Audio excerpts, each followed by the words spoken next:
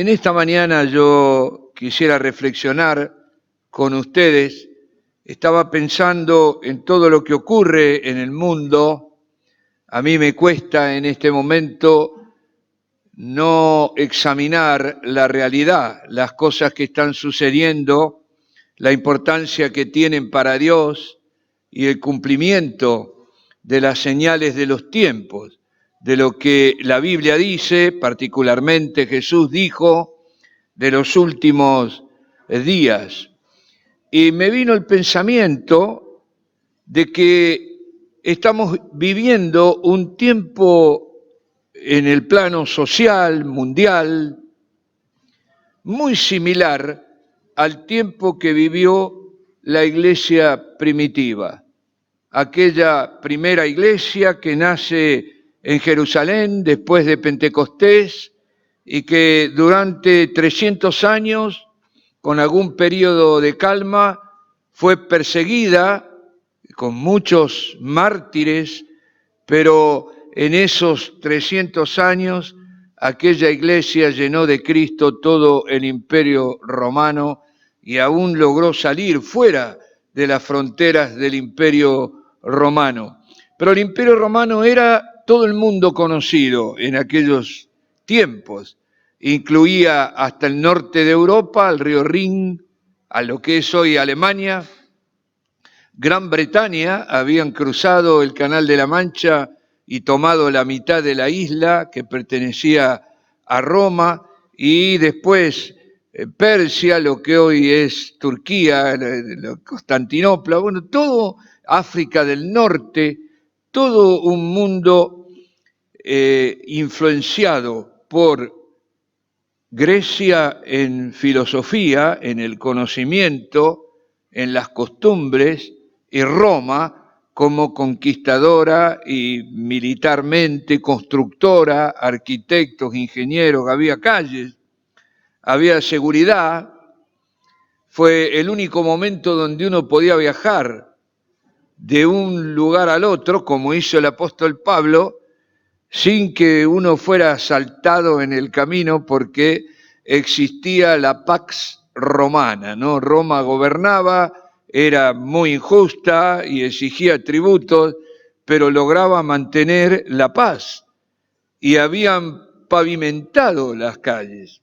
Yo tuve la oportunidad de ver en Roma, en la Vía Appia Antica, era una de las salidas de la ciudad de Roma, todavía el pavimento de los romanos, que era hecho con piedra, parecido a nuestros adoquines, nada más que no todos cortados iguales, pero era una especie de adoquinado que duró hasta el día de hoy, más de, 2500 años, no sé cuánto tenía ahí, porque era muy cerquita de las murallas de Roma, así que debe haber sido de los comienzos del imperio.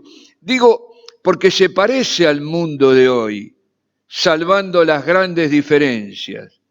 Anterior a la pandemia no había límites para viajar por este mundo y la posibilidad de comunicarnos, un entorno, salvando grandes diferencias, muy similar al que tuvo que enfrentar en todo sentido la iglesia primitiva. Así que yo en esta mañana no voy a completar todos los razonamientos porque sería muy amplio, pero voy a referirme a que debemos seguir el ejemplo de la iglesia primitiva para cumplir la misión de extender el reino de Dios en los tiempos del fin. Y esta iglesia primitiva nos servirá de modelo. Yo estoy totalmente convencido. Así que voy a compartir con ustedes pensamientos en este sentido. Y voy a tomar un texto en Hechos capítulo 2, versículos 43 al 47, que dice así: y sobrevino temor a toda persona, y muchas maravillas y señales eran hechas por los apóstoles. Todos los que habían creído estaban juntos y tenían en común todas las cosas, y vendían sus propiedades y sus bienes y los repartían a todos según la necesidad de cada uno, y perseverando unánimes cada día en el templo, y partiendo el pan por las casas, comían juntos con alegría y sencillez de corazón. Y en este espíritu de aquella primera iglesia culmina este párrafo Lucas, el escritor del libro de Hechos, diciendo: y el Señor añadía cada día a la iglesia los que habían de ser salvos. Dios bendiga su palabra en esta mañana, y yo creo que se cumplirá entre nosotros la misma acción de Dios que va a añadir en estos tiempos sin esperanza para el mundo, va a añadir a la iglesia a todos aquellos que deben ser salvos. Yo quisiera, en primer lugar, afirmar que la sociedad actual es muy parecida en su plano espiritual, sociológico, político, al imperio greco-romano, que es el que la iglesia primitiva tuvo que evangelizar.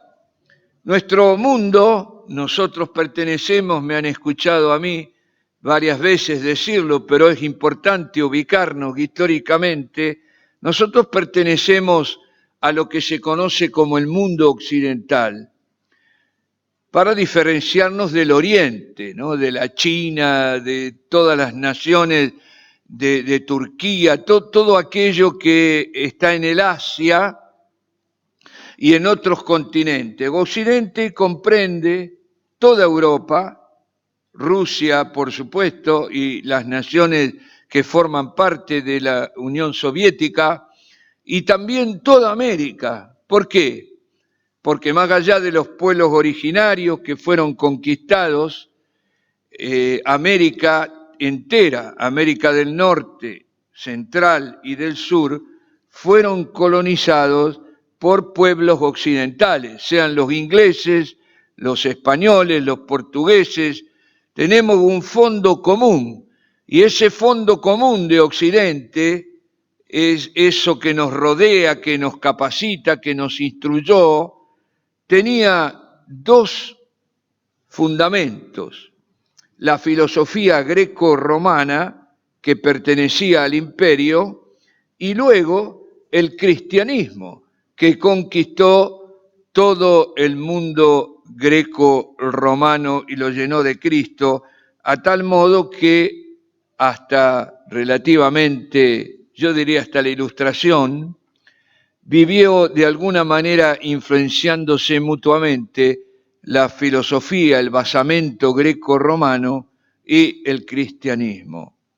Pero en los últimos años, y de manera acelerada, Occidente ha roto con su fundamento cristiano, ha dado la espalda a Dios y, lo más tremendo, ha dado la espalda a la palabra y la voluntad de Dios, y ha abandonado la ética de los 10 mandamientos, que era la ética y la moral cristiana, que de alguna manera, regañadientes y con mucha desobediencia, sobre todo de los poderosos, nunca en realidad los reyes y los nobles y los ricos cumplieron totalmente los 10 mandamientos, pero al menos la sociedad tenía estos basamentos morales que detuvo el pecado. El mundo sería mucho peor si Occidente no hubiera mantenido de alguna manera, como decía nuestra Constitución, invocando a Dios,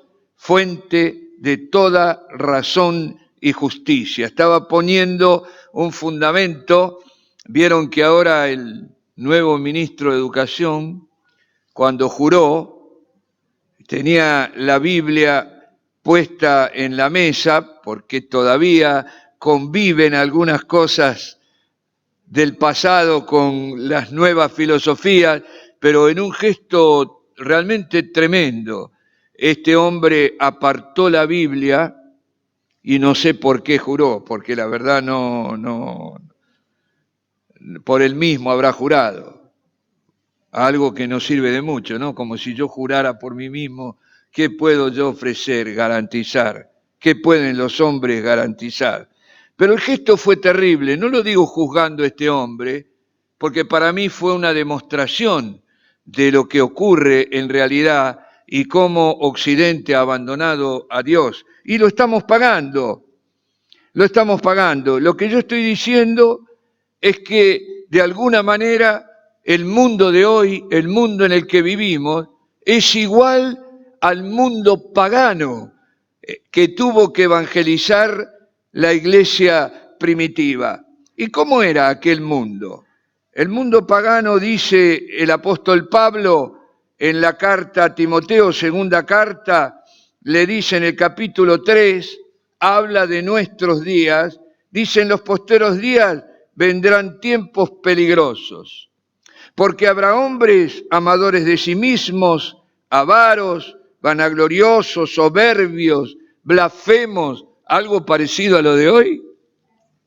Es lo que vemos, lo que oímos, lo que difunden los noticieros, desobedientes a los padres, ingratos, impíos, sin afecto natural, implacables, calumniadores, intemperantes, crueles, aborrecedores de lo bueno, traidores, impetuosos, infatuados, amadores de los deleites más que de Dios, y agrega que alguno tendrá apariencia religiosa, apariencia espiritual, pero van a negar con sus hechos la fe que dicen profesar. Y eso es una pintura del mundo actual. No voy a leer Romanos 1, pero en Romanos 1, donde el apóstol Pablo describe al hombre judío y también describe al hombre griego, al hombre romano, en el capítulo 1, cuando habla de los paganos, yo estoy diciendo, el mundo de hoy volvió al paganismo. ¿Y cómo era el paganismo en la época de la iglesia primitiva? Y Romanos 1 dice que los hombres paganos, y esto es verdad, se habían encendido en su lascivia unos con otros, habían dejado aún las mujeres el uso natural con el que es contra naturaleza, y dice, los hombres se encendieron en sus malos deseos y tuvieron relaciones o tenían hombres con hombres. Y agrega el apóstol Pablo que recibieron en sus cuerpos el castigo que merece su extravío.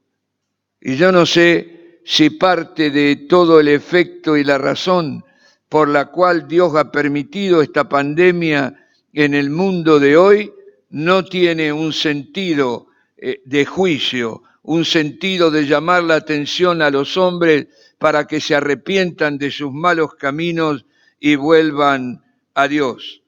Así que han caído los valores que tenían fundamento en la Biblia, en la palabra de Dios, y hoy el mundo vive en el desenfreno moral, ético, cometiendo toda clase de actos pecaminosos. Yo digo, es una sociedad que parece HIV, SIDA, espiritual. ¿Qué es el HIV? Es un virus que destruye el sistema inmunológico, de modo que el organismo no tiene defensa, parecido a este que anda dando vuelta ahora, ¿no? Y la gente moría no por el HIV, moría por bacterias, por virus, por enfermedades que la persona, al no tener sistema inmunológico, no podía resistir un ataque de un microorganismo infeccioso. Y yo digo, la sociedad actual tiene HIV espiritual. ¿Por qué? Porque ha perdido la conciencia de pecado. Y más grave que pecar es no saber, no poder distinguir lo que es bueno de lo que es malo, y en el contexto actual los hombres llaman a lo bueno malo y a lo malo bueno, como había profetizado la Escritura.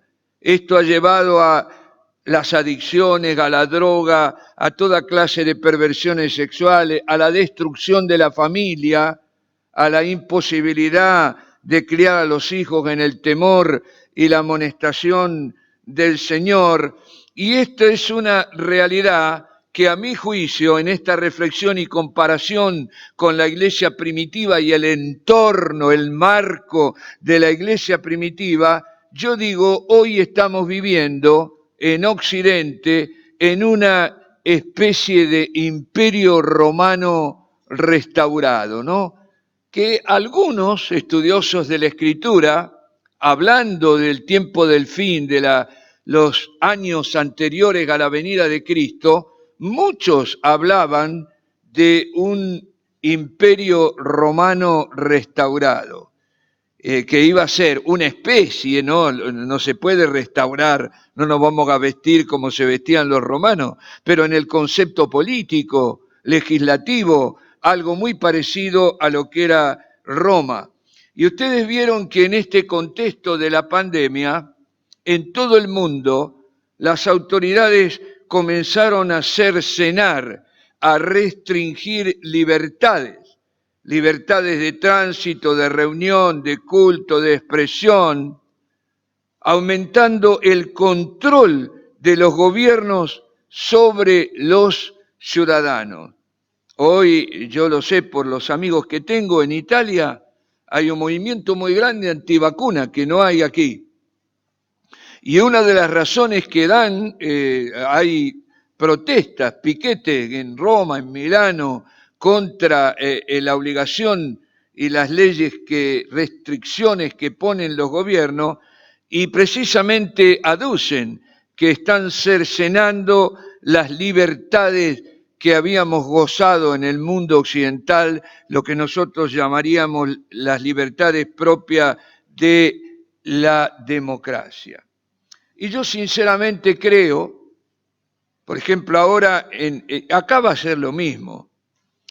En Europa para circular hay que tener un pasaporte sanitario. Si tú no estás vacunado, no te obligan a vacunarte. Pero si no estás vacunado, no puedes subir a un autobús, no puedes subir a un tren, no puedes entrar en un restaurante adentro, tienes que comer afuera, o sea, tienes que encerrarte. De algún modo, vivir como vivimos 8 meses, aislados totalmente en nuestra casa. Entonces, más allá si hay que vacunarse o no, argumentos a favor, en contra, aún en las iglesias, la realidad es que el que quiera salir y el que quiera mantener su trabajo, se va a tener que vacunar, o si no, va a tener que vivir de la caridad.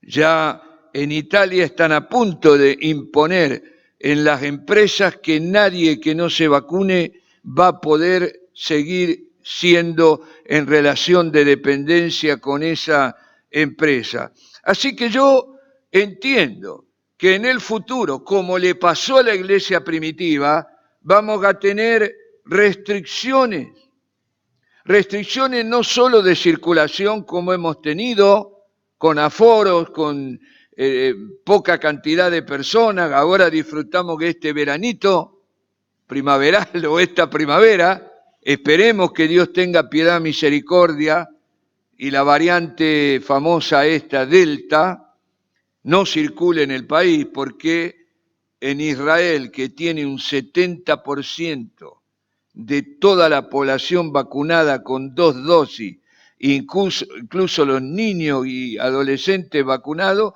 igual hubo una explosión de contagios debido a esta variedad Delta. Así que no estamos libres, nadie sabe.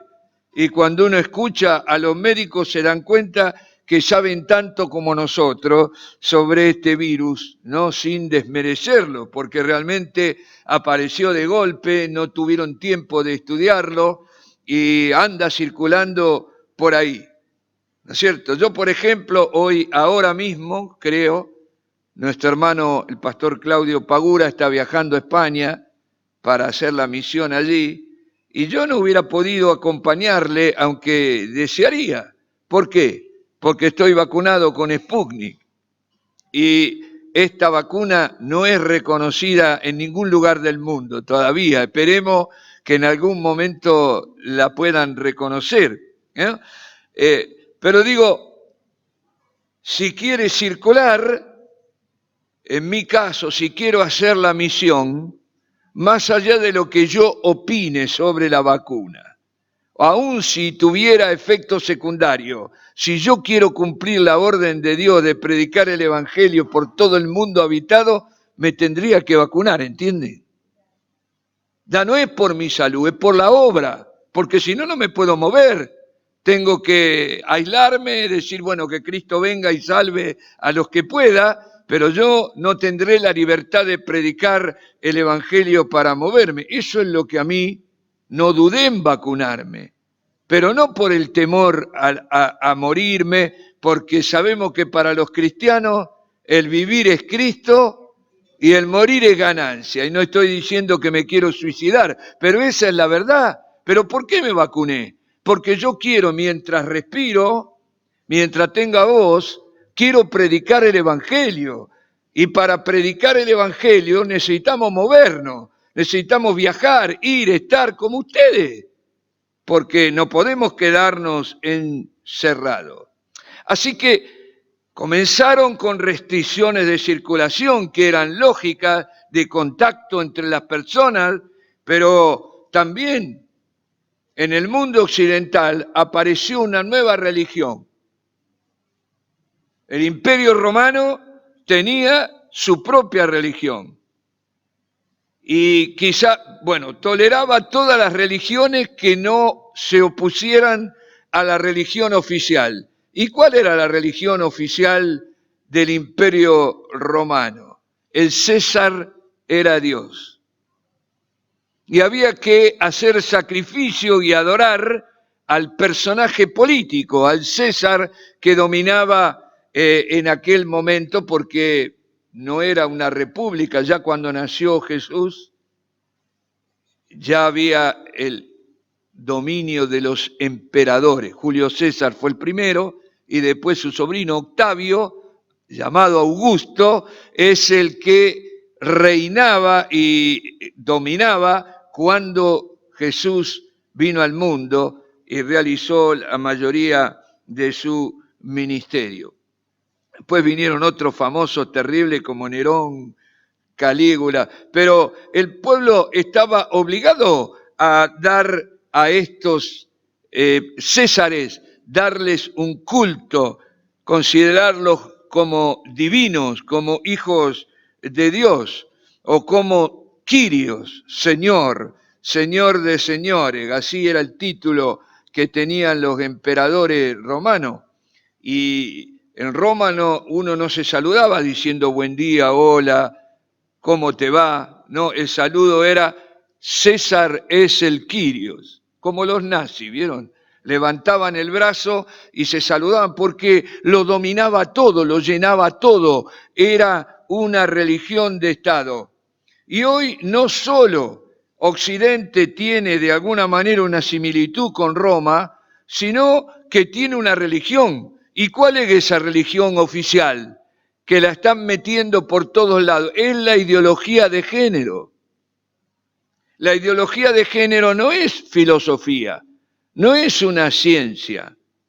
Al contrario, contradice todo lo que la ciencia dice. Por ejemplo, contradice la biología. Que somos hombre y mujer, lo dice nuestro cuerpo. No necesitamos estudiar nada, ni hacer un doctorado en biología. Es obvio que somos completamente distintos y que solo hay dos sexos. Porque género es una falacia. Género proviene del idioma. Del idioma, no tiene nada que ver con la sexualidad. Es del idioma, no género masculino, género femenino. De ahí vienen los artículos, todo según el género. Lo trasladaron, es una maniobra, es una cuestión semántica y tomaron como una expresión verbal una definición de sexualidad que contradice la misma biología y la misma ciencia. La Organización Mundial o las Naciones Unidas dice que hay 32 géneros. Yo me pierdo, después ya no me puedo imaginar, ¿no? Ahora viene el transhumano. ¿Saben lo que es el transhumano? Hay algunos que quieren conectar el cerebro a computadora, como el hombre nuclear, ¿recuerdan el hombre biónico o Robocop en las películas? A veces las películas de alguna manera anticipan lo que va a venir. Y ahora hay algunos, porque dice, si logramos conectar el cerebro, no vamos a depender a una computadora, a una especie de robot, no vamos a depender del cuerpo, no vamos a poder vivir, aunque sea con el cerebro solo, un montón de tiempo más. No lo sé si va a pasar así, pero miren la locura a la que hemos llegado en este tiempo. Ok, el Imperio Romano restaurado con una religión de Estado que es la ideología de género. ¿Y qué va a pasar en el futuro? Porque la pandemia para mí fue un ensayo de poner leyes y coactar nuestras libertades, restringir nuestras libertades. La ideología de género que van a imponer, y ya la están imponiendo en todos los ámbitos, sobre todo en la educación. ¿Y por qué en la educación? Porque va a formar a nuestros hijos. Ya de chiquitito, desde el jardín, es obligatorio la enseñanza sexual integral. Y no van a enseñar matemáticas, no van a enseñar castellano, porque hoy la mayoría de los chicos que salen de escuelas secundarias no saben leer.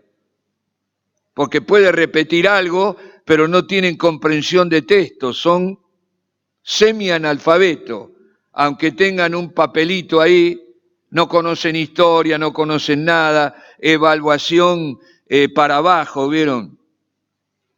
Evaluación para abajo, con 4 pasamos todo, ¿para qué vamos a estudiar? Eso se llama promoción social. Es para hacer creer que en Argentina se enseña. En Argentina no se enseña nada.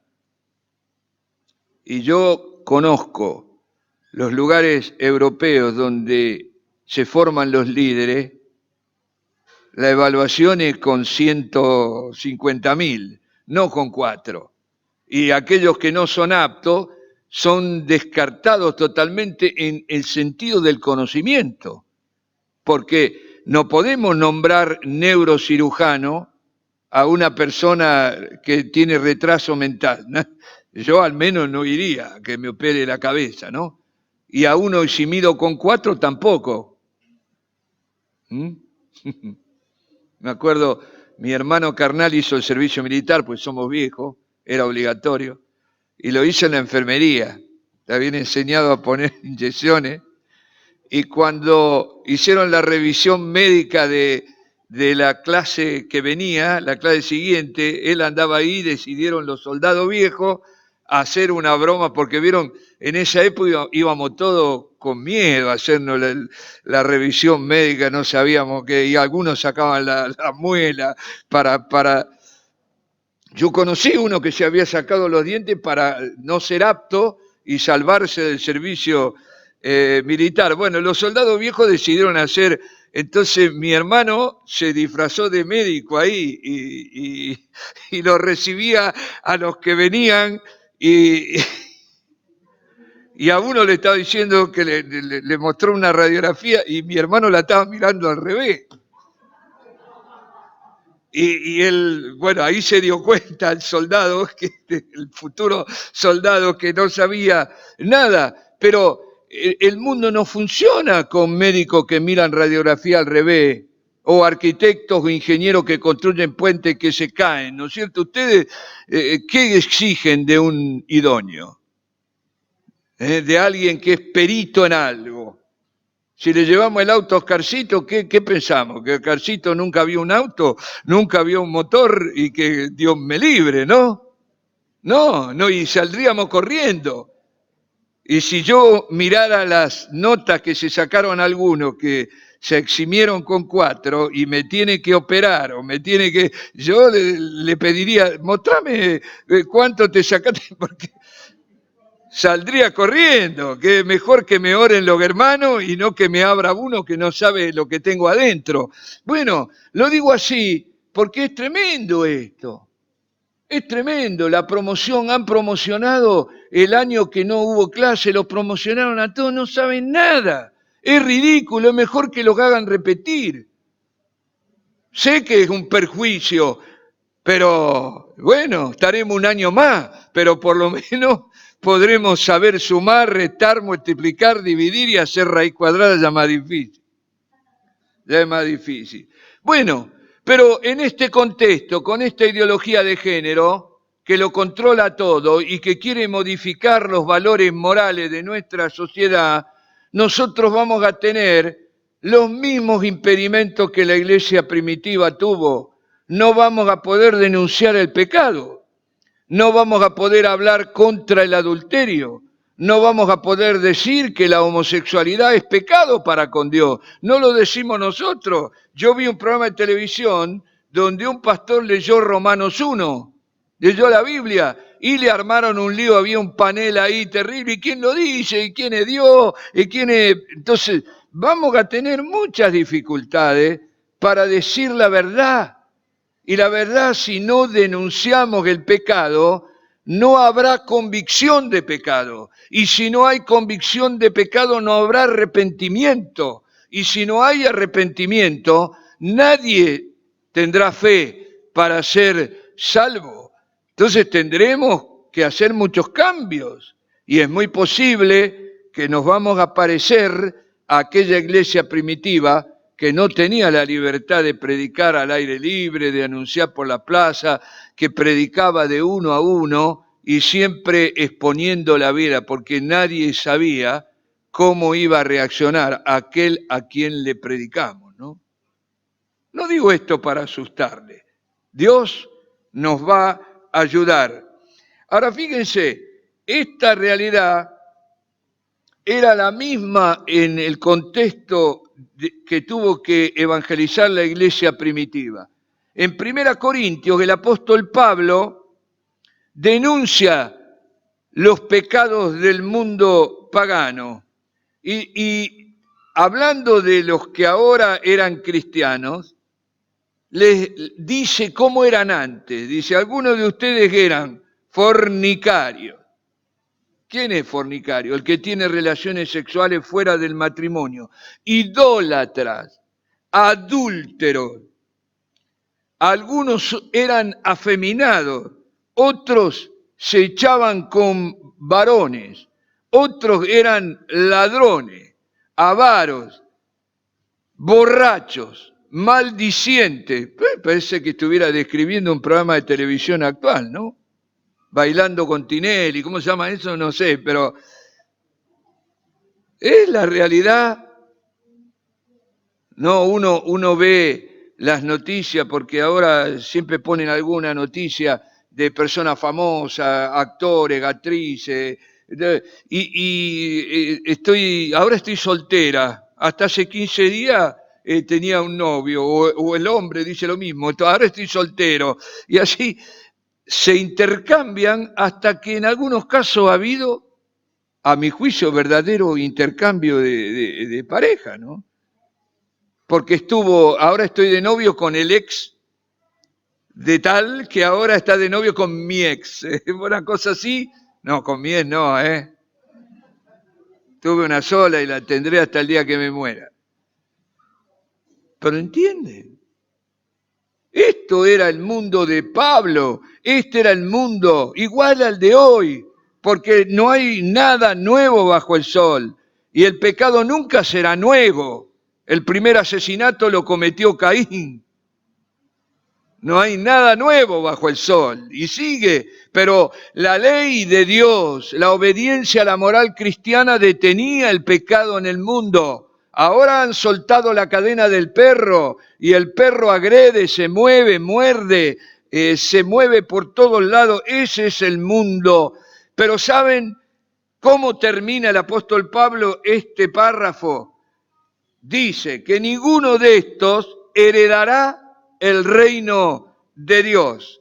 Pero termina el párrafo diciendo, esto eran ustedes antes, pero ya no son así, han sido lavados por la sangre de Cristo que hoy recordamos en este pacto, han sido santificados por la obra de Cristo en la cruz del Calvario. Y saben, yo no le tengo miedo a lo que venga, sé que abundará el pecado, pero cuando sobreabunda el pecado, habrá mucha más gracia de Dios y más posibilidad de que las personas se arrepientan de sus pecados.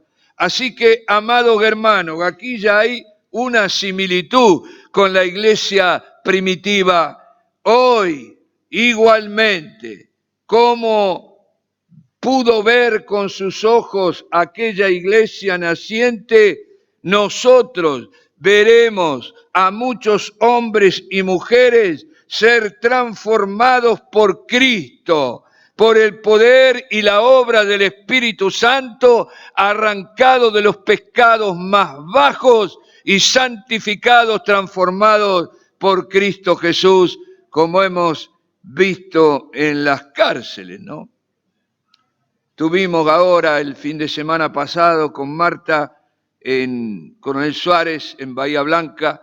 No pudimos entrar a la cárcel, a la unidad 19 de Saavedra, por el causa del COVID, porque no hay permiso para entrar, pero me vino a mí el recuerdo, y hablando con los pastores, hace poco bautizaron a 20 internos, personas que eran asesinos, homicidas, violadores, y uno diría, esta gente no tiene redención, esta gente no tiene cambio.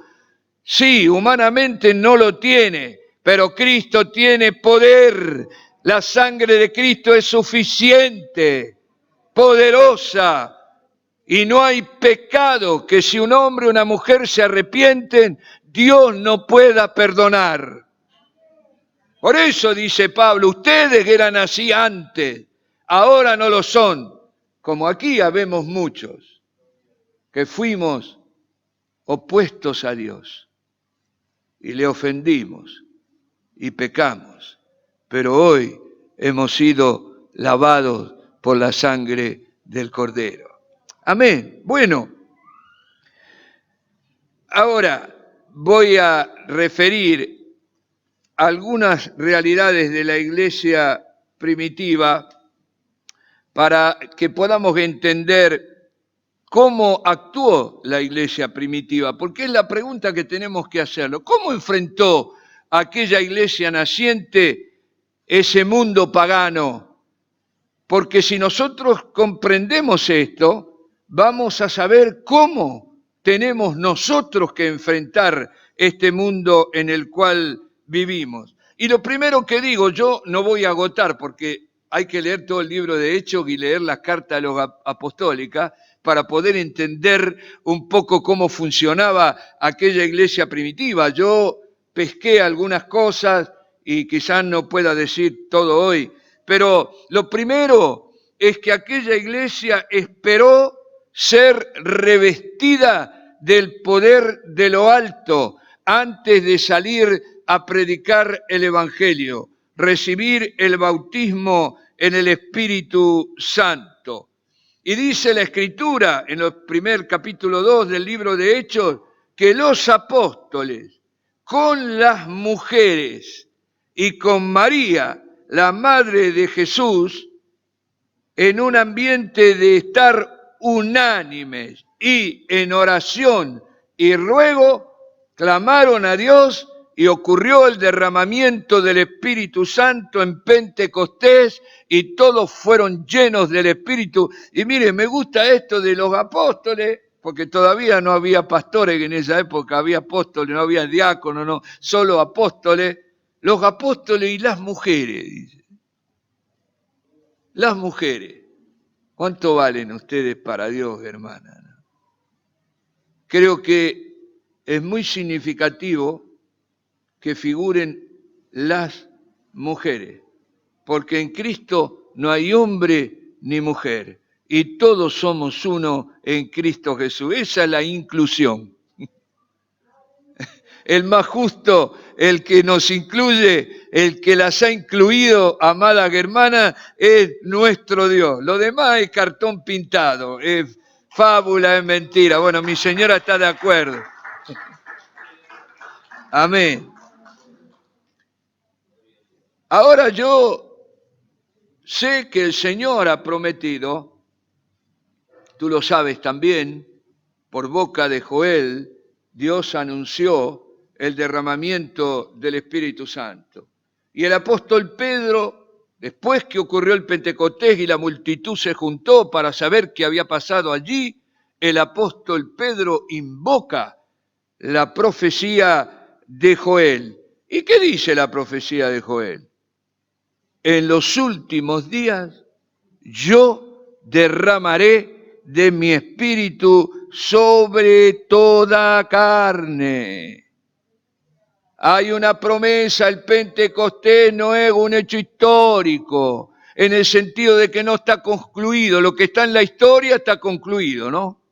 El cuerpo de San Martín está en la Catedral de Buenos Aires, y están los granaderos, no sé si alguno entró, yo tuve está muerto, está allí, está concluido, ese no va a resucitar. Por lo menos no ahora, no se va a levantar de entre los muertos y no sabemos su condición espiritual, cuál será su futuro en la eternidad.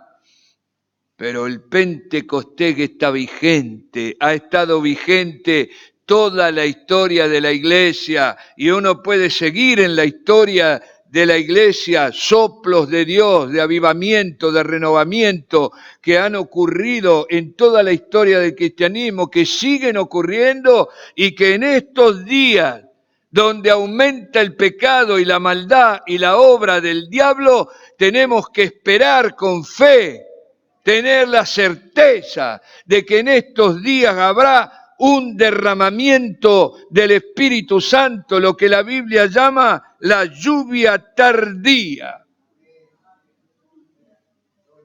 Y hablando de la iglesia, que la estamos comparando con la iglesia naciente, hay una profecía que dice que la gloria postrera de esta casa, la gloria del final, será mayor que la gloria del principio. Bendito sea el Señor. Así que, ¿qué tenemos que hacer? Porque cuando ellos recibieron la llenura del Espíritu, el derramamiento del Espíritu, Dios avaló la predicación del Evangelio con señales, milagros, prodigios.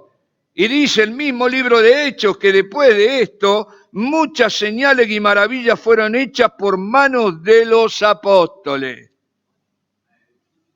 Jesús había dicho a los apóstoles: vayan por todo el mundo, hagan discípulos, prediquen el Evangelio. Les dio la orden de extender el reino de Dios, pero les hizo una advertencia: no se muevan de Jerusalén hasta ser revestidos del poder de lo alto. Y en Hechos 1:8 dice cómo iba a venir ese poder. Recibiréis poder cuando haya venido sobre vosotros el Espíritu Santo, y entonces, dice, me seréis testigos en Jerusalén, en toda Judea, en Samaria y hasta lo último de la tierra. Y la Argentina es lo último de la tierra.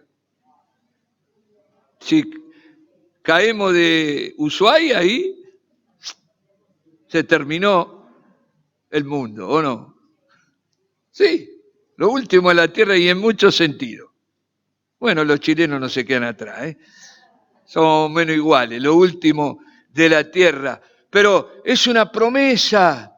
Hasta lo último de la tierra yo estoy con vosotros hasta el fin del mundo. Quiere decir que nosotros, como esta iglesia de Jerusalén, tenemos que esperar ser renovados en el Espíritu. Tenemos que clamar a Dios por este avivamiento, por este derramamiento del Espíritu Santo. Y da ahí algunas ideas. Dice que estaban unánimes juntos, en oración y ruego. Y no es lo mismo orar que rogar. Como no es lo mismo pedir que rogar, ¿no? Cuando uno pide, ¿vieron? todavía es como que yo tengo alguna oportunidad, si no me da tal ayuda, yo me voy a otro lado y la busco. Pero ¿cuándo ruega uno? Cuando el agua está acá y va subiendo, ¿no? Ahí rogamos, lloramos, clamamos, nos humillamos, gritamos, llamamos a la mamá, invocamos a Dios, porque no. Entonces, denota una desesperación, una sed por recibir esa llenura del Espíritu, que es lo que debemos. Miren, yo creo que todavía no estamos lo suficientemente sedientos. No sé si rogamos, pedimos, quizá tenemos idea de que sí, necesitamos el poder de Dios, pero esto es una cuestión de vida y muerte. Estamos en un tiempo que va a requerir que el poder de Dios se manifieste en nuestra vida y que Él dé testimonio de nuestras palabras con señales, porque si no, no nos van a creer. Porque el mundo está cansado de palabras. Y más hoy día que todos son mentirosos. ¿Quién va a probar que habla de parte de Dios? Aquel que tenga, o aquella, el respaldo de Dios.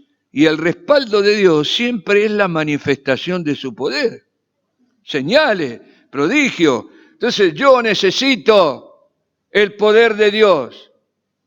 Estoy desesperado, estoy hambriento del poder de Dios y quiero golpear, quiero rogar a Dios, ten piedad, ten misericordia de este mundo perdido, ayúdame a poder cumplir el llamamiento que me has hecho, extender el reino de Dios, derrama de tu espíritu, renueva, o usando una orden de Pablo a Timoteo, le dice, aviva el fuego del don de Dios que hay en ti por imposición de mis manos, porque no nos ha dado Dios espíritu de temor, de cobardía, sino de poder, de amor y de dominio propio. Está hablando del Espíritu. ¿Y en quién pone la responsabilidad de mantener el fuego del Espíritu siempre encendido? En nosotros. Le dice a Timoteo, no es, Dios ya te lo dio. Dios te quiere dar más. Pero tú quieres recibir más. Y el ejemplo es extraordinario, que usa Pablo, que yo lo he mencionado aquí más de una vez porque a mí me ha quedado grabado. No es fácil mantener el fuego encendido, ¿o no? No es fácil. Los que han ido de campamento han tenido que estar toda la noche con una fogata prendida. Hay uno que constantemente tiene que estar buscando leña porque la leña se consume, ¿o no? Y la leña que usamos en una estufa, en una salamandra, ¿de dónde sale? Primero hay que cortar. ¿Y vieron lo que es? Podar y cortar los tipos subidos arriba con una motosierra, con riesgo de subida. Caen los tremendos troncos, después hay que cortar los troncos del tamaño. ¡Qué trabajo! Antes, durante y después hay que empezar de nuevo. Ahora nosotros ya tenemos que empezar para el invierno que viene, ¿no? Porque tenemos una salamandra, ahora viene la historia de podar, cortar y preparar la leña, porque la vieja ya me la consumí toda. Entonces, hay que avivar el fuego. ¿Estás desesperado por lo que ocurre? No te preocupes por lo que ocurre. Debes estar desesperado, desesperada por recibir el bautismo en el Espíritu Santo, la renovación, la llenura. De nuevo, digan, pónganle el nombre que quieran. Pero ahí hay que agregar el leño de la fe, el leño de la obediencia, el leño de la palabra de Dios, el leño del culto a Dios, la alabanza a Dios que trae la presencia de Dios, invoca al Espíritu y hace que el Espíritu se manifieste en nuestra vida. Dios derrame esta desesperación. Dios quite todas las barreras, de modo que de forma desesperada, como de vida, si la vida dependiera del llenamiento del Espíritu, clamar al Señor para que avive el mover del Espíritu en nuestras vidas. Y ustedes están orando los lunes, los martes, y este tiene que ser un tema ahí. Tiene que estar en primer lugar, como estaba esta iglesia primitiva, unánime, juntos. Las mujeres, las hermanas entran todos, porque fíjense, la profecía de Joel dice que los jóvenes verán visiones, profetizarán, los ancianos, que ya no tenemos tanta fuerza, ni soñaremos sueños, veremos la realidad, soñaremos la verdad, la gloria de Dios moviéndose en el mundo, a la extensión del reino de Dios, jóvenes y viejos, como dice la canción de la Biblia, juntamente, alabando al Señor, hombres y mujeres llenos del Espíritu. Bueno, otra característica de la iglesia primitiva que les menciono, todos los que habían creído estaban juntos y compartían los bienes, de modo que no había entre ellos ningún necesitado. Yo creo que vienen tiempos difíciles en los cuales deberemos ayudarnos mutuamente. Tenemos experiencia, ya lo hemos hecho. ¿Recuerdan la hiperinflación?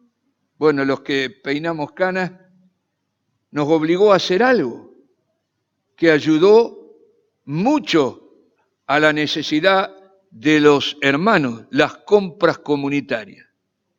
Las compras comunitarias. ¿Por qué? Porque en aquella hiperinflación era más barato comprar en los mayoristas que en un almacén o en los supermercados. Pero uno no puede ir a un mayorista y comprar una caja o una botella de aceite. Así que, ¿qué hicimos? ¿Recuerdan? Cada familia hacía su pedido, los que tenían dinero lo daban, más o menos el cálculo de lo que iban a consumir y comprábamos cajas de botellas de aceite, creo que traían 6 botellas de aceite de esas grandes que eran de vidrio, y bueno, así con el arroz, con los fideos, años que estuvimos con eso, y ¿saben qué? El ahorro permitía que la familia que no tenía dinero para hacer su pedido, el ahorro permitía que pudiéramos con el dinero que sobraba poder darle a cada uno el alimento necesario. Hicimos lo mismo con medicamentos, con un montón de cosas, y realmente entre nosotros no hubo ningún necesitado. Lógicamente esto no significa que comíamos caviar, ¿no? No, pero no hubo nadie que no recibiera el socorro. No estoy hablando del futuro, nosotros ya lo hicimos. Y esto es un valor que dignifica aún esta congregación, algunos que ahora están con el Señor, ¿no? Pero que entendieron el Evangelio y fueron capaces de compartir como aquella iglesia primitiva. Y después, en la del 2001, hicimos el trueque e hicimos el comedor durante 10 años, Jorge, 10 años, 10 años, dando de comer a la gente.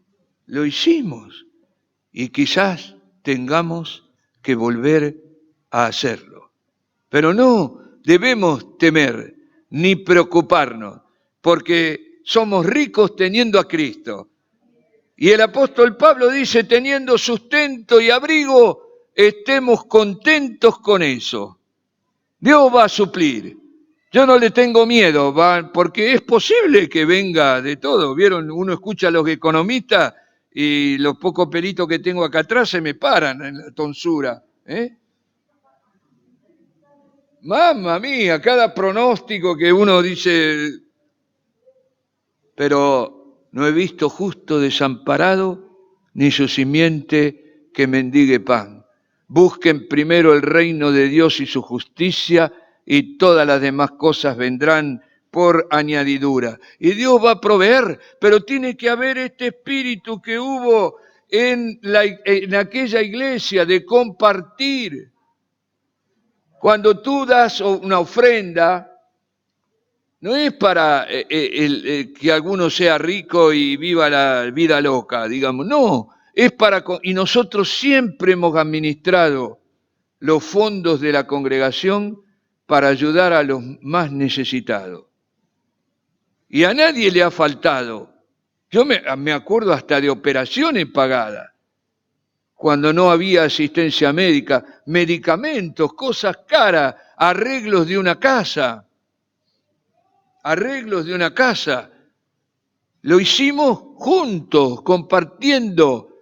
Y una mano, como dice el dicho, lava la otra. Y un día tú das y otro día recibe, porque la vida a todos en algún momento nos coloca en circunstancias contrarias y hace que, aunque nunca necesitamos ayuda, un día de pronto sí la necesitemos. Y allí está la iglesia, ¿no?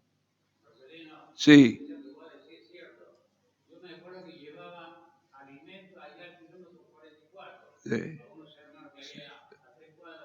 Sí, sí, sí. Y, no, y vos trabajaste toda la vida en esto, en tu servicio al Señor, en estas actividades de ayuda mutua.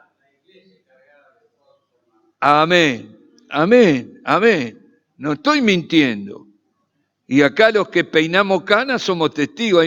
Y a los jóvenes les digo, no se asusten de esta noticia que les doy, porque el amor de Dios nunca se termina. Y ese amor está en la iglesia.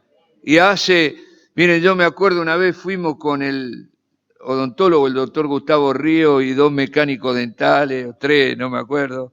Fuimos a Jujuy, a La Puna, a Abra Pampa, a ponerle una sonrisa a los hermanos que vivían allá, que no tenían ningún diente, pero todas las raíces abajo.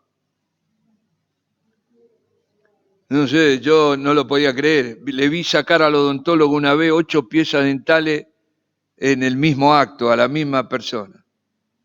E hicimos 80 prótesis. 80 prótesis. Aquella vez se nos acabó la anestesia y no pudimos hacer más nada. Hasta yo me puse a pulir los dientes, porque no sé nada de eso, pero bueno, en el país de los ciegos el tuerto es rey, ¿no? Y me acuerdo de una mujer que creo que había venido de Bolivia para ayudar para tener prótesis, y vino a recibir la prótesis. Ella tenía tanta gana que con toda la boca sangrante se dejó tomar la impresión, que es un dolor espantoso. Los que pasamos por esa sabemos lo que es, ¿no? Terrible. Pero era tanta la desesperación porque nosotros nos íbamos que le habíamos hecho la impresión para luego confeccionar, y llegó el día en que vino a buscar su prótesis. Y me tocó a mí entregársela. Y cuando le entregué la prótesis me dio un paquete de criollita. El pago. Ese paquete de criollita tenía el poder de la Santa Cena, no sé cómo decir. Era el cuerpo de Cristo, era el amor de Cristo dado por esta persona. Entonces, tenemos que encarnar ese espíritu, porque el amor llama al amor. Dios es amor y se manifiesta cuando el pueblo se ama. Y si el pueblo se ama, comparte. Bueno, yo podría detenerme más en esto, pero qué interesante, qué similitud con la iglesia primitiva. Yo les digo, mira, porque algunas cosas que estoy diciendo las pienso recién ahora, y me estoy sorprendiendo de qué parecido es el entorno y cuánta semejanza tenemos con esta iglesia en el día de hoy. También dice que se reunían por las casas. Se reunían por las casas. No me voy a detener en esto porque lo sabemos, pero me parece que en el futuro, más que nunca, vamos a tener que recibirnos mutuamente, adoctrinarnos, pastorearnos por las casas. Y dice, perseveraban en la doctrina de los apóstoles. El valor de la doctrina, porque hay mucho verso hoy. hay mucho Simón el mago, hay mucho mercader del templo, y ojo que abundan en internet. Yo les digo, tengan mucho cuidado con lo que miran. Yo no estoy censurando, todo me es lícito, dice Pablo, pero no todo me conviene. Y hay mucho charlatán, mucho vendedor de ilusiones y muchos mercaderes del templo que quieren decirle al pueblo lo que el pueblo quiere oír. Y el pueblo quiere oír, pare de sufrir. Pero no será así mientras que estemos en este cuerpo débil. El sufrimiento es parte de la vida de cualquier ser humano y también de los cristianos. El Señor lo dijo, en el mundo, ¿qué tendréis? ¿Salud, dinero y amor? No, aflicción. Pero confiad, yo he vencido al mundo. Entonces es muy importante la doctrina. Y ustedes tienen juicio propio, ustedes tienen un deber, que es leer la Escritura, para que Dios les hable y les dé discernimiento. Pablo dice, si yo vengo ahora, el apóstol Pablo les decía, vengo ahora y les predico otro evangelio, dice, sea anatema. Esto no cambia, es inmutable, es la palabra profética más segura que resplandece hasta la venida de Cristo. Por eso es importante conocer la Escritura, creer la Escritura, tener discernimiento propio, poder saber cuando alguien habla por boca de Dios o tiene otro interés. Y si no conoce la Escritura, cualquiera te va a engañar. Cualquiera te va a engañar. Bueno, ahí habría que detenerse, pero yo lo digo, por las casas partían el pan, o sea, tomaban la cena del Señor. Por las casas, en una verdadera comunión. Porque esto es mejor que nada, pero tiene un poco como un rito, ¿no? Estamos ahí en una especie de liturgia. En cambio, por las casas, en la familiaridad, en el estar juntos. Yo me acuerdo muchas veces con otros hermanos, antes de almorzar, partíamos el pan y la copa y tomábamos la cena del Señor como una expresión de nuestro amor en Cristo y nuestro amor fraternal. También aquella iglesia primitiva soportó la persecución y algunos fueron encarcelados, otros fueron martirizados, pero la persecución no les tapó la boca. Cuando Pedro y Juan fueron liberados por un ángel, después los volvieron a llamar otra vez para que se callaran la boca y no predicaran el evangelio. Pedro dice, es menester obedecer a Dios antes que a los hombres. Y no se callaron la boca y siguieron predicando, y algunos fueron matados, como Esteban, y otros fueron torturados, pero no se callaron la boca. Y en medio del dolor, del sufrimiento, de la persecución, vieron el poder de Dios y Dios intervino. Y aún en aquellos casos en que Dios permitió que alguien sufriera el martirio, el poder de Dios. Y yo tengo un librito que se llama Acta de los Mártires, ¿no? Porque el Imperio Romano hacía juicios iguales, el derecho romano es la mamá del derecho actual. Y había un abogado defensor, un fiscal acusador, y había actas de los juicios a los cristianos. Y en esas actas de los mártires, en algunos casos dice que cuando fueron quemados vivos, subía como un olor a perfume. Un olor a perfume que era un hecho espiritual. Hubo una esclava que se llamó Blandina, que la torturaron y no moría. Le hicieron de todo y no morían. A lo último la colgaron de una red en el Circo Máximo en Roma, la colgaron de una red y le tiraron un toro para que el toro la corneara, y el toro iba, venía, bueno, al final no muere, la bajan de la red y ella dice, ¿cuándo van a largar el toro?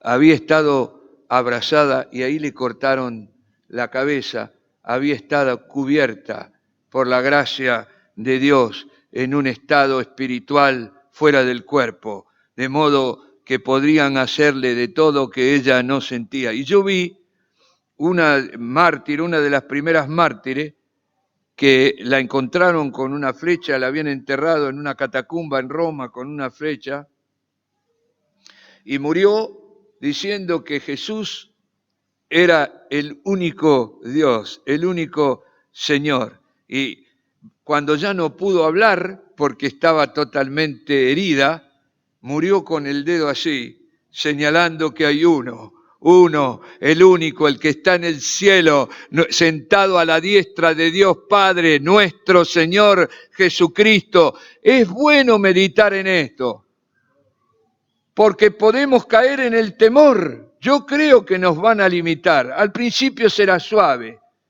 pero va a ir incrementándose. Pero a medida que se incremente la persecución y las limitaciones, la gracia de Dios aumentará. Y tú y yo recibiremos fuerza. No, a mí contaba Jerry de pasar con una valija llena de Biblia en Vietnam, en la China, y los guardias no verlo. Dios.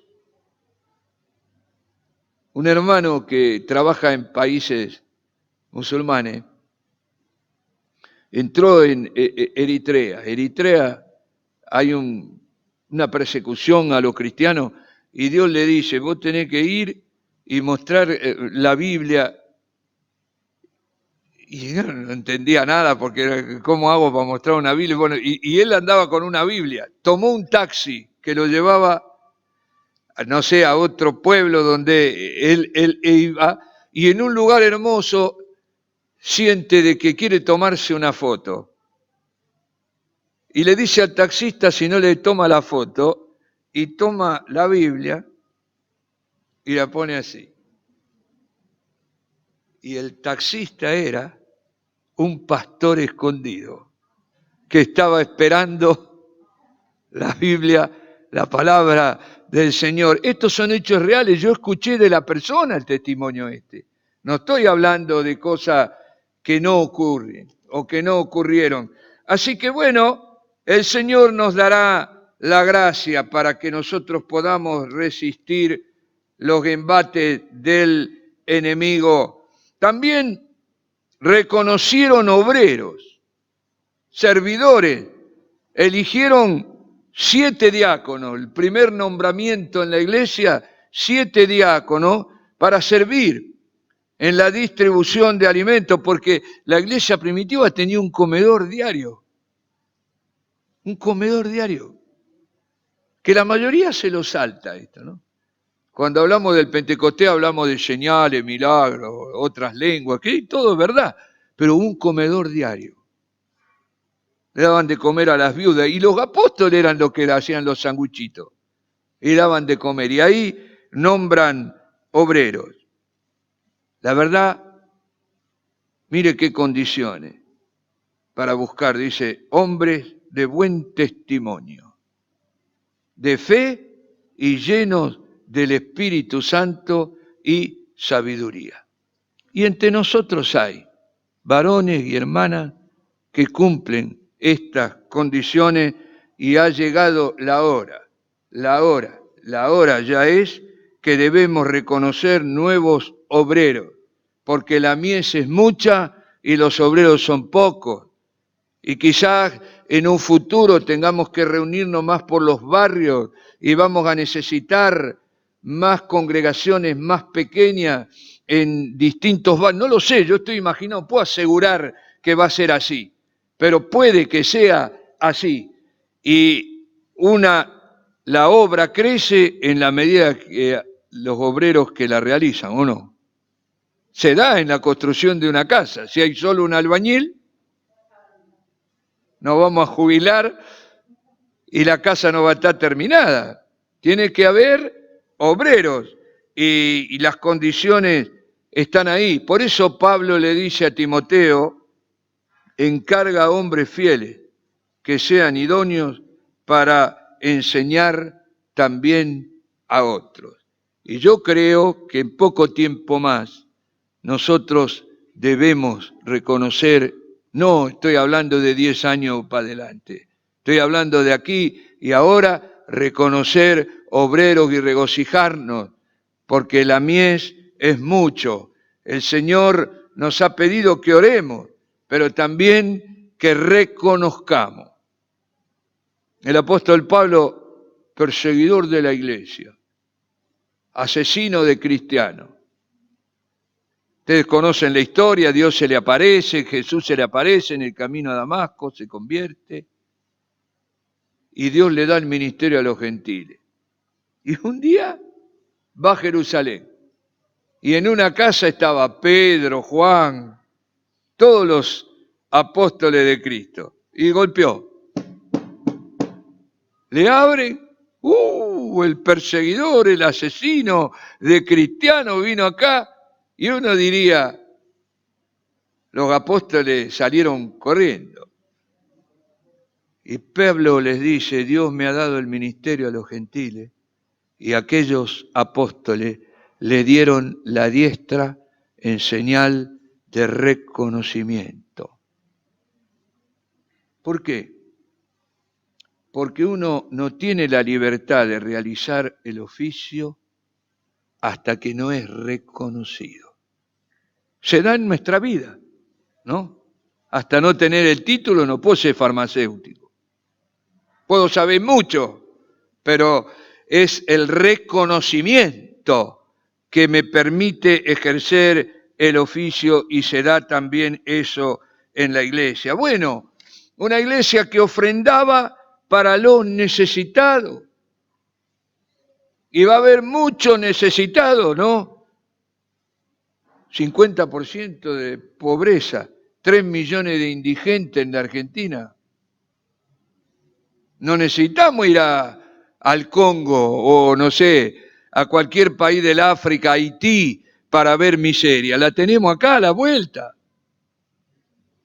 Y esta iglesia fue generosa y no era rica. Y hablando de los Gálatas, de los macedonios, Pablo dice que de su profunda pobreza fueron generosos y compartieron. Y yo creo que Dios devuelve 100 por 1 aquello que compartimos para que otros tengan lo necesario. Y bueno, no lo voy a explayar, lo dejaré para otra vez, pero cuando fueron esparcidos por la persecución, ¿a dónde fueron? Predicaron el Evangelio. Y puede ser que tengamos que movernos, puede ser que algunos jóvenes tengan que emigrar, no se asusten, pero está pasando en el mundo. De Venezuela se fueron 6 millones de personas. El 20% de la población venezolana se tuvo que ir para no morirse de hambre. No es que se fueron para ser ricos, se fueron para salvar su vida. Y aquí no sé qué pasará, no sé. Pero, ¿qué es lo que tenemos que tener claro? Que los que salgan, quizá no la gente grande, los jóvenes que salgan buscando un lugar al mundo donde vivir, tienen que tener esta visión que tuvo aquella iglesia que fue esparcida por la persecución, donde fueron, predicaron el Evangelio. Me voy para poder comer, para tener salud, para tener seguridad, pero no es lo más importante. Me voy y veo que Dios me envía a tal lugar porque Dios quiere que en ese lugar yo levante una iglesia, yo predique el Evangelio, y eso es lo que estamos haciendo ahora cuando vamos a España, Italia, con todos los latinoamericanos que emigraron. Entre Italia y España hay 3 millones de ecuatorianos. 3 millones. Es tremendo. Y nunca hubo... Bueno, ahora Dios usa todo, ¿no? Y Dios va a usar esta inmigración única en la historia. Yo les digo, no encontré documentos en la historia humana de un movimiento de personas como está ocurriendo en nuestra era, de un continente al otro. Y ocurre en todos lados. ¿Vieron haitianos escapando de la... porque lo más parecido al infierno en el mundo es Haití? Si hay un país parecido al infierno, como uno imagina el infierno, es Haití. Y están huyendo en masa con un terremoto último hace poco tiempo y han llegado a la frontera con Estados Unidos, porque nadie quiere ir a Venezuela, a Cuba, a la Argentina tampoco. No, ¿a dónde van todos? ¿Dónde hay? A Norteamérica.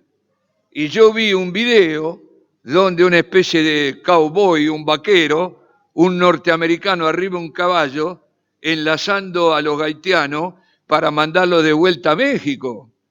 Y los van a mandar de vuelta porque este es el mundo en el que nosotros vivimos. Ahora Dios va a usar, si tenemos que desplazarnos, no hay que perder de vista que donde vayamos tenemos solo un cometido en la vida: predicar el Evangelio, anunciar el Evangelio, comamos o no comamos, anunciar el Evangelio aquí, allá y donde el Señor nos mande.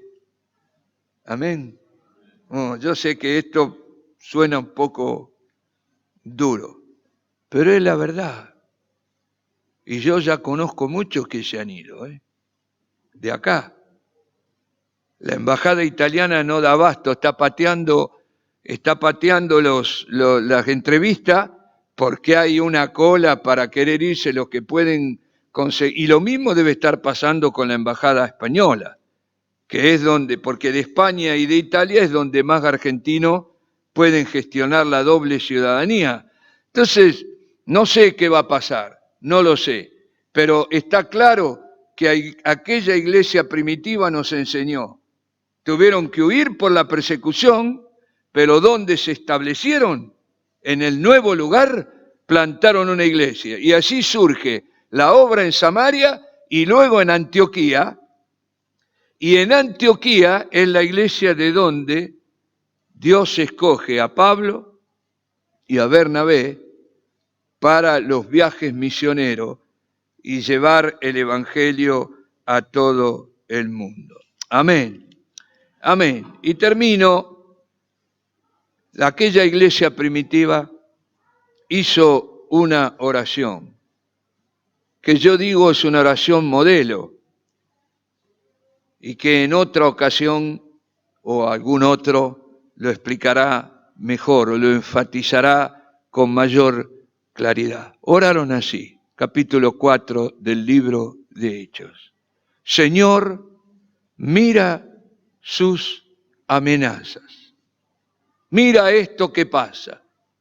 Nosotros hoy diríamos, mira la pandemia, mira la crisis social, económica, mira las guerras, mira los problemas que hay a nuestro alrededor. Y concede que hablemos con denuedo tu palabra. Y ahí denuedo significa coraje, perseverancia, intrepidez. Seguir hablando aunque me quieran tapar la boca. Eso significa denuedo. Y agregan, mientras que extiendes tu mano para que en el nombre de tu santo Hijo Jesús se realicen señales, prodigios y milagros. Y yo les dejo esta oración modelo para que también martes por medio clamemos como aquella iglesia primitiva y le digamos al Señor, Señor, mira esta realidad que nos toca vivir. Mira esta juventud perdida, mira la pobreza, mira la indigencia, mira la drogadicción, mira todo lo que ocurre a nuestro alrededor y sabiendo que tenemos la esperanza, que tenemos la verdad, pedirle al Señor, dame el coraje, dame el valor para que yo pueda abrir mi boca y anunciar a esta humanidad perdida que hay salvación, que hay libertad, que hay vida en Cristo Jesús. Señor, te damos gracias, porque siempre la Escritura nos señala el camino. Y qué ejemplo maravilloso, extraordinario, nos da aquella iglesia naciente que supo enfrentar las circunstancias que les tocó vivir, la persecución, la escasez, la injusticia, y en relativamente pocos años lograron llenar de Cristo todo el imperio romano. Señor, te rogamos que en estos días tu Espíritu sea derramado sin medida sobre cada uno de nosotros y que llenos de tu gracia podamos extender tu reino. Bendice nuestra nación. Momento tan difícil, Señor. Bendice, bendice, ten piedad, ten misericordia y danos la oportunidad de predicar el Evangelio. En el nombre de Jesús oramos. Amén.